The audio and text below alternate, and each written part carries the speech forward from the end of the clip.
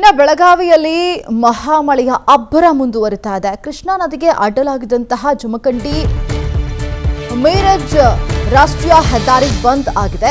ಬೆಳಗಾವಿ ಜಿಲ್ಲೆಯ ರಾಯಭಾಗ ತಾಲೂಕಿನ ಕುಡಚಿ ಸೇತುವೆ ಜೊತೆಗೆ ಕರ್ನಾಟಕ ಮಹಾರಾಷ್ಟ್ರದ ಸಂಪರ್ಕವನ್ನ ಕೊಂಡಿಯಾಗಿರುವಂತಹ ಸೇತುವೆ ಇದು.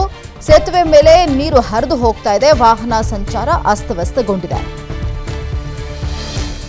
ಬೆಳಗಾವಿ ಜಿಲ್ಲೆಯ ರಾಯಭಾಗ ತಾಲೂಕಿನ ಕುಡಚಿ ಸೇತುವೆ ಈ ಒಂದು ಸೇತುವೆ ಕರ್ನಾಟಕ ಕೂಡ ಸಂಪರ್ಕವನ್ನ ಕಲ್ಪಿಸುತ್ತೆ. ನಿರಂತರವಾಗಿ ಆಗ್ತಿರುವಂತಹ ಮಳೆಯಿಂದಾಗಿ ನೋಡಿ ಹೆದ್ದಾರಿ ಕೂಡ ಬಂದ್ ಆಗಿದೆ. ಅಲ್ಲಿನ ಜನ ಹರಸಾಹಸವನ್ನು ಪಡ್ತಾ ಇದ್ದಾರೆ.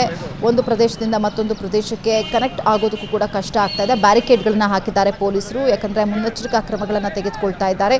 ಇದು ಬೆಳಗಾವಿಯ ಪರಿಸ್ಥಿತಿ.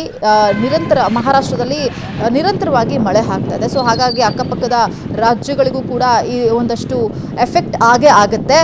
ಬೆಳಗಾವಿಯಲ್ಲೂ ಕೂಡ ನಿರಂತರವಾದ ಮಳೆ ಆಗ್ತಿರೋದ್ರಿಂದಾಗಿ ಕರ್ನಾಟಕ ಇರಬಹುದು, ಸುತ್ತಮುತ್ತಲ ರಾಜ್ಯಗಳಿಗೆ ಸಂಪರ್ಕ ಕಲ್ಪಿಸುವಂತಹ ಸೇತುವೆ ಇರಬಹುದು, ಹೆದ್ದಾರಿಗಳಿರಬಹುದು, ಎಲ್ಲವೂ ಕೂಡ ನೀರಿನಿಂದ ಮುಚ್ಚಿ ಹೋಗಿದೆ. ಹಾಗಾಗಿ ಅಲ್ಲಿನ ಸವಾರರು ಪರದಾಡುವಂತಹ ಸಿಚುವೇಶನ್ ಕ್ರಿಯೇಟ್ ಆಗಿದೆ.